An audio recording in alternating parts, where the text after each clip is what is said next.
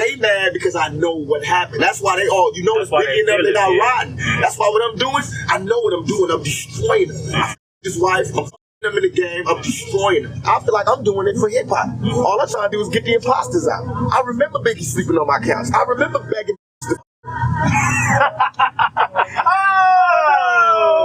you feel me? Yeah. So Big Papa don't mean nothing to me. He know it. He know it. That's why he can't fight me. That's why he can't battle me. Yeah.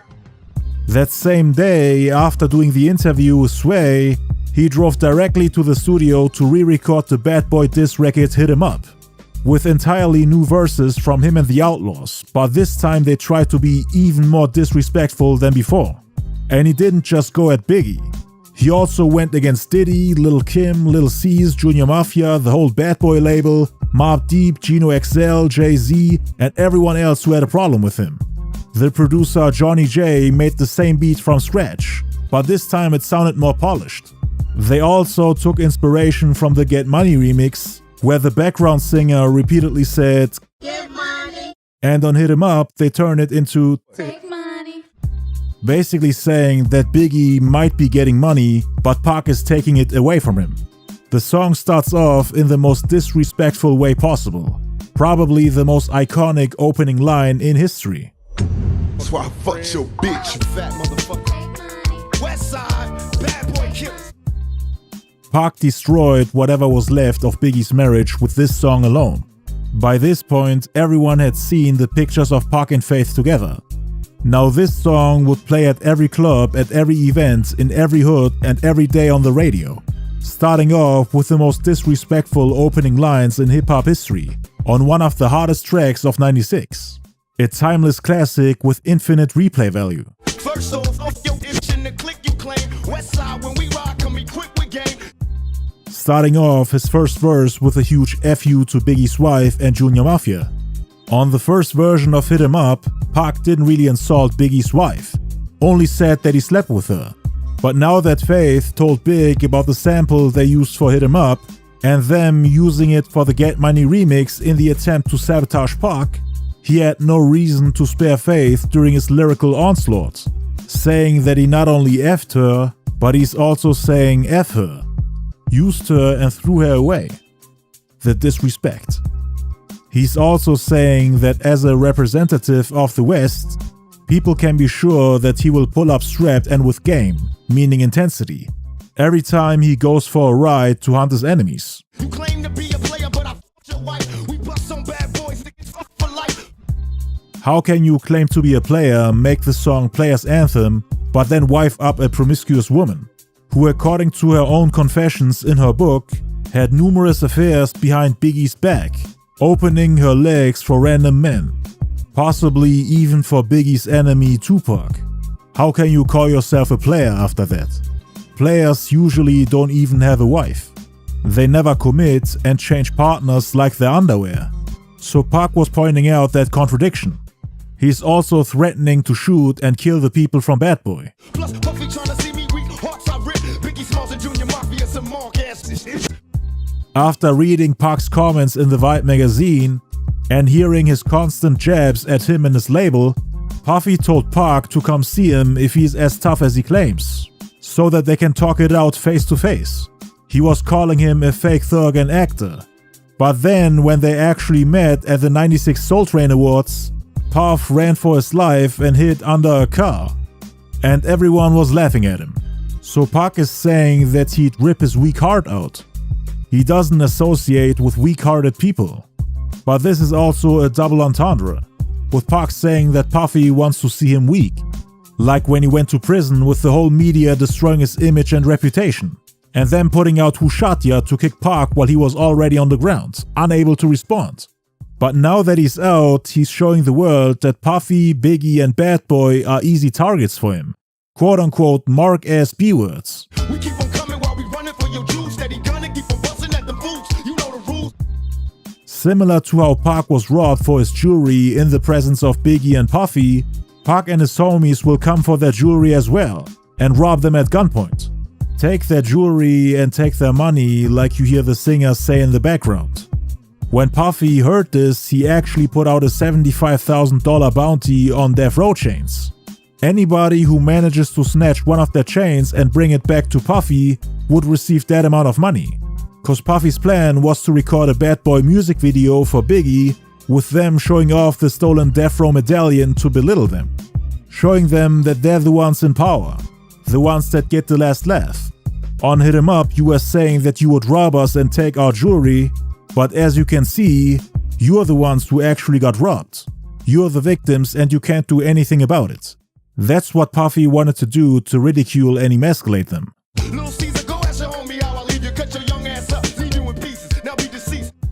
Now this is a clever play on Little Caesar's name, turning Caes into deceased. Cutting him up into pieces, which is also a reference to Julius Caesar of the Roman Empire, who got brutally stabbed to death by those he believed to be his closest friends, who believed that Caesar was full of wrongdoings for his people. Pac used to be Little Caesar's friend, but he did him wrong, and now he's cutting him into pieces. Cause again, Pac believed that Caes was the lookout man during the Quad Studio incident. The guy that lured him into a trap by telling him to get around the corner, to the place where he got robbed.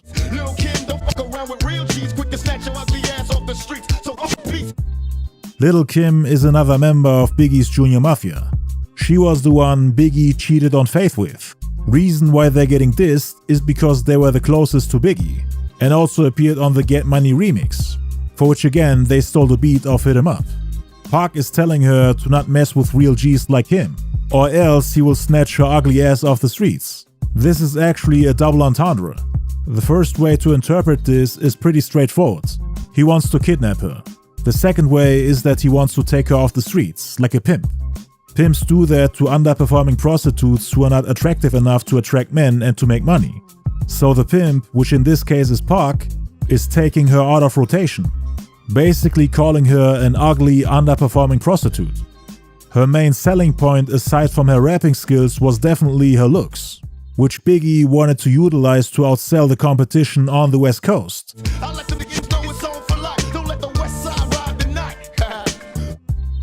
Pac is saying that he'll continue the beef until one of them dies, which is unfortunately what happened, since both of them lost their lives in the middle of the East Coast-West Coast war.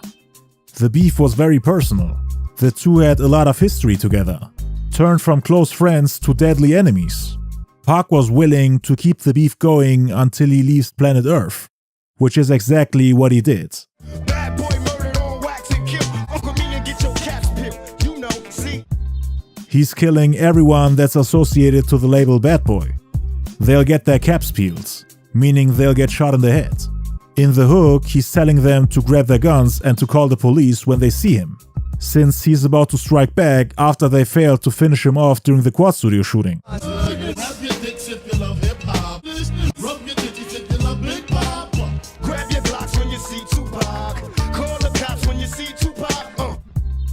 As you can hear, Pac tried to mimic the hook on Junior Mafia's Players Anthem. Then he references Biggie's song Who Shot Ya, telling them that they didn't finish, and that now they have to deal with the consequences. Who shot y'all? Separate the weak from the opposite. Who shot me, but your pumps didn't finish. Now you're about to feel the wrath of a menace. I hit him up. In the interlude, Pac tells his enemies that none of them are on his level, and that he'll just let his soldiers take care of them. A couple years ago, Biggie was one of Pac's soldiers, and he still sees him as someone who doesn't have the same rank as him. He sees himself as a general and Biggie as a soldier who's on the same level as his outlaws.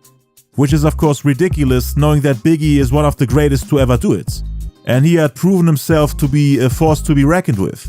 With all the awards and plaques he got, crowned as the King of New York by the Hip Hop Bible. He was definitely the closest to Tupac in terms of hierarchy and rank. They were both fighting for the #1 spot. But Pac wanted to remind him that he once stood exactly where his outlaws are standing right now, right by his side, working under him. So Big shall come down from his high horse. Get out the way, yo, get out the way, yo. Biggie Small just got dropped. Hussein Fatal had the second verse, and he starts off by saying that Biggie just got dropped, describing a crime scene in which Big was just shot and people are pushing through the crowd to see his dead body. He asked Lil Moo, aka Napoleon from the Outlaws, to pass him the Mac, so that he can shoot Biggie in his back even though Pac already dropped him. Frank Wright need to This is them publicly saying that Biggie set up Tupac, talking about the Quad Studio incident. People were always coming in Pac's defense saying that he never actually claimed that Biggie set him up, but they're accusing him right here, on one of Pac's biggest records. Pac always made conflicting statements about Biggie's alleged involvement. He would usually only say that Big knew who shot him, but wouldn't tell him, and that he assumes that he had something to do with it, having no clear evidence. But now Hussein Fatal is literally saying that it was him who set him up, which later turned out to be complete nonsense.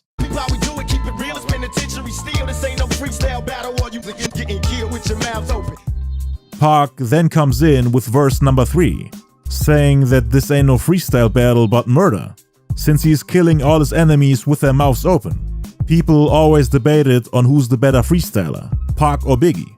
Pac is saying that it's a pointless debate, since his freestyles won't help him to survive this track, as it's his metaphorical nail in the coffin.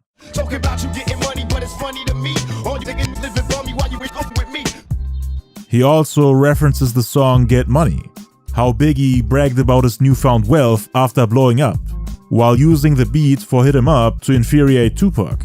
He was basically showing Pac that he's one step ahead of him, and that they'll continue making money no matter what.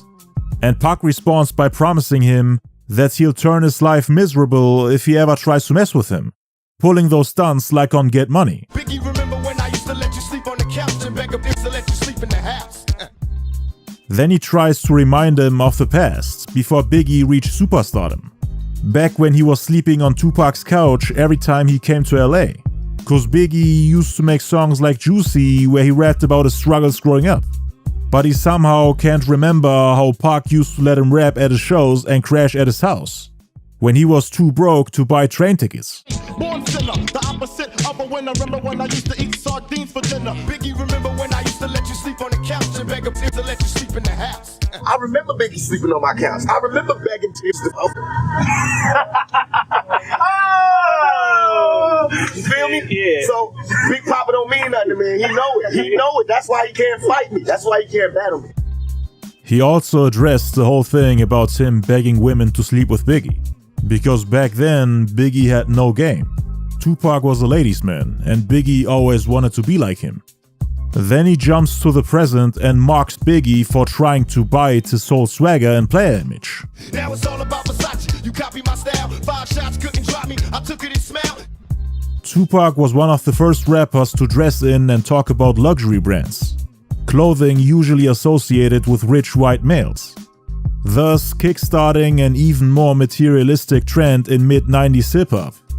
Pac is trying to say that he had the Versace style before Biggie.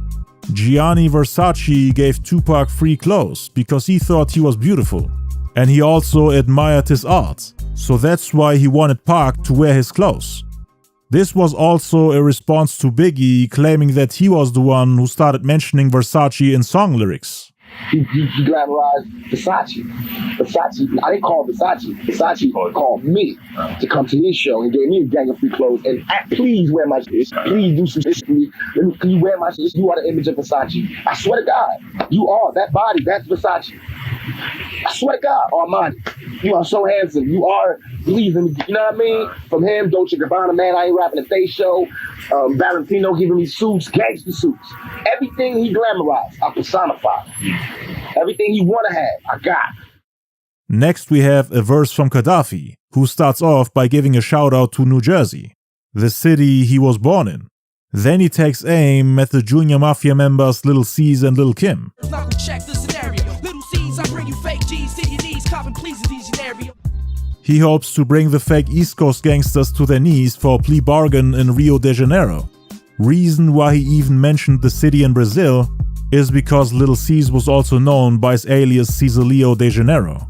The next lines were aimed at Lil Kim and the Junior Mafia family. Little Kim, is you coked up or doped up? It's your little Junior Whopper click smoked up. Him calling the Junior Mafia clique Junior Whopper made Lil C's and the people from Bad Boy laugh the hardest. They loved that line, since he's not only making fun of Biggie's weight, calling his clique a cheap fat burger that was worth 99 cents at the time, but he was also saying that they ain't valuable and can't get money. They are not even a Whopper, just a cheaper, smaller version of it. Biggie and Craig Mack together were marketed as the Big Mac, back when the label Bad Boy first made a name for itself.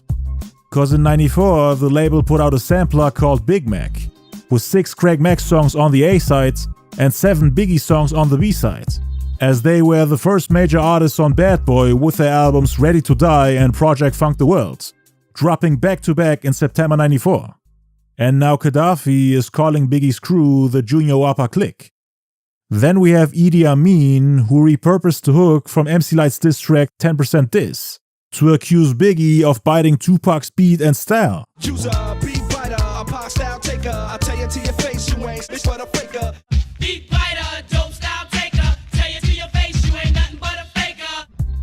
He called him a beat biter because not only did Biggie steal the beat of Tupac's Time to Get My Drank On for his hit single Big Papa, but he also stole the beat of the first version of HitEmUp for his Get Money remix.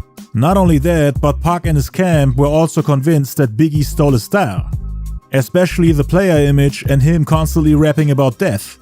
And then we get to the legendary outro where Tupac lashes out on everybody. This is a 1.5-minute rant about Puffy, Biggie, Lil C's, Lil Kim, Jay-Z, Junior Mafia, Chino XL, Mobb Deep, and everyone from New York trying to take shots at them. Now you tell me who won. I see them, they run. Pac thinks that this track won him the East Coast-West Coast war, as it's a lot harder than Who Shot Ya, which he thought was a diss track towards him, and also all the other diss tracks from rappers from the East Coast. They don't want to see us. Old Junior Mafia clique dressing up trying to be us. He also makes fun of the fact that Puffy ran off in parkour fashion when they came face to face at the '96 Soul Train Awards. Puffy was running for his life and hiding under a car. And he was the one telling Pac to come say those things he's saying in the media to his face. So Pac pulled up and Puffy ran for his life. And that's why he said, I see them, they run. Any niggas from New York that wanna bring it, but we ain't singing, we bringing drama. You and your motherfucking mama. He also called out every rapper from New York, showing that he's not scared of any further beefs with rappers from the East Coast. He's basically saying F you to everyone from New York who has a problem with him. And also F you to all their mothers, saying that they'll kill them all. Now when I came out, I told you it was just about Biggie. Then everybody had to open their mouth with a motherfucking opinion. At first, Tupac was only talking about Biggie, but he felt like people started taking sides and wanted to get involved, jumping in the ring while the media labels it an East Coast-West Coast conflict, even though for Tupac it was only about him and Biggie. So Pac felt like in order for him to win the war, he has to fight everyone who's still trying to get in the ring with him. He makes clear that everyone can get it, all at the same time. He's not shying away from battling any MC from the opposite coast. Biggie, Bad Boy as a staff, record label, and as a motherfucking crew. The next lines were the reason why Puffy finally decided to put out a hit on him and Suge.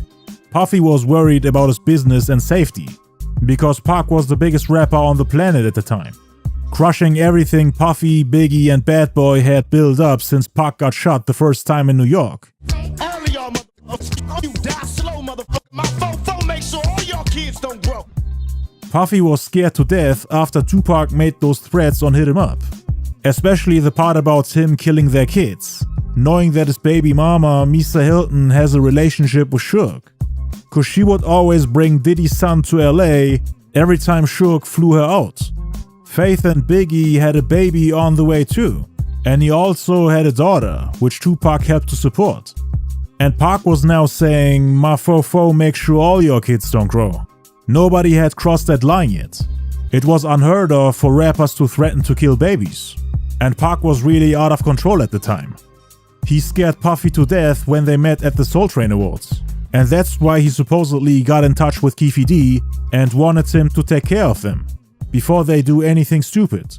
Cause even on the song, he was telling everyone to not come to Cali. Out here in California, and we warn you, we'll bomb on you, motherfucker. We do our job. Counting loot. I got banks to rob, convertible sobs. I'm married to the mob. You think you mob, and we the motherfucker mob. He also gave a shout out to Suge's gang, the Mob Peru, which Pac wanted to join. They had the Bloods behind them, ready to go at the people from Bad Boy the moment they come to LA. Pac ends the song by mentioning the record sales of his last album, bragging about outselling everybody. Fuck 'em, we bad boy killers. We kill it, we kill it, we kill it, we kill it, we kill it, we kill it, we kill it. On May 21st, Biggie, the Lox, Diddy, and the rest of the Bad Boy family were at the video shoot for the Kissin' You Oh Honey remix. This was also Biggie's 24th birthday, the last birthday he ever had. According to Jadakiss and Little C's, somebody brought Biggie a bootleg version of HitEmUp before it was officially released. The people from Death Row leaked the song on purpose and made sure that Biggie got a copy of it on his birthday to give him the surprise of his life, similar to how Pac was surprised when they dropped Who Shot Ya exactly a week after he went to prison. Biggie was having a great time at the set, but the mood suddenly changed when they showed him the cassette. They put it in the cassette player of the Mercedes-Benz and blasted it on full volume, listening to it together. So Biggie heard the most disrespectful diss track in history while he was in the middle of celebrating his birthday. And now he's getting insulted in front of his family and friends, with a beat that's using the same sample as the Get Money remix. So now they finally understood that the beat Faith was talking about when she came back to New York was meant for the Biggie diss track HitEmUp.